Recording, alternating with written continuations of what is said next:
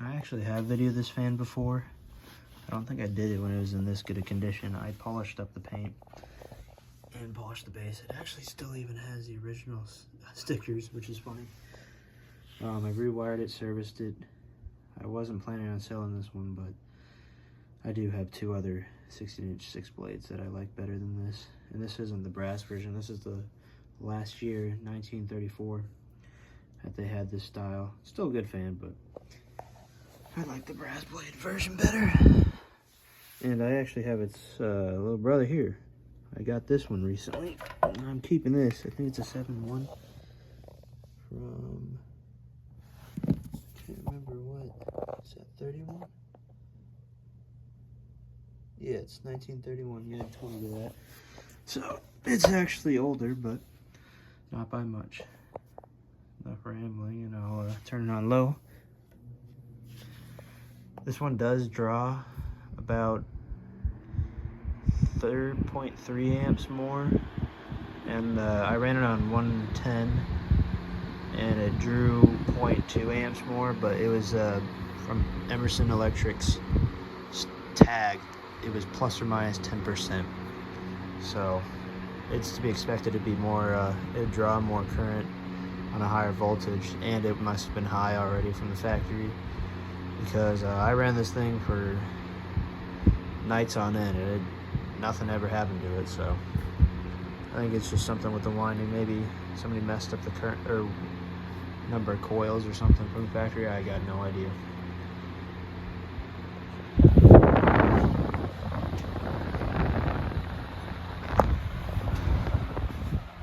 It's very quiet on low. It moves a lot of air too.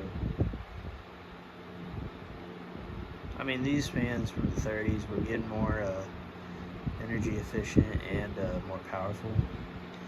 So this one actually is pretty good.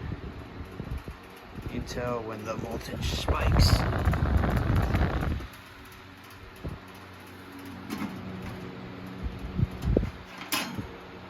That's just the rattling from the toaster oven.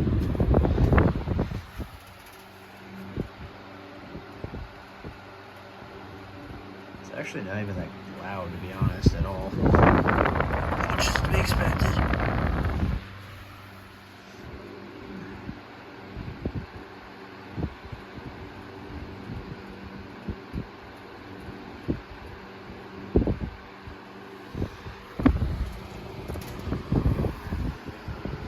There's a lot of air. You see what I mean? I'll show you the tag in a second.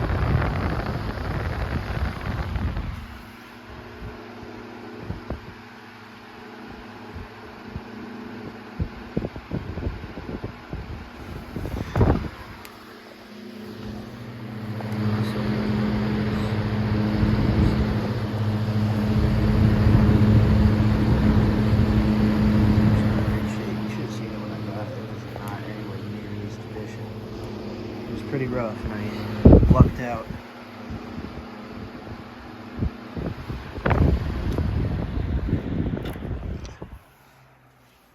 It was a great spin down, but I'm not gonna wait for it all the way because it's pretty long. So thank you for watching. Hope you enjoyed.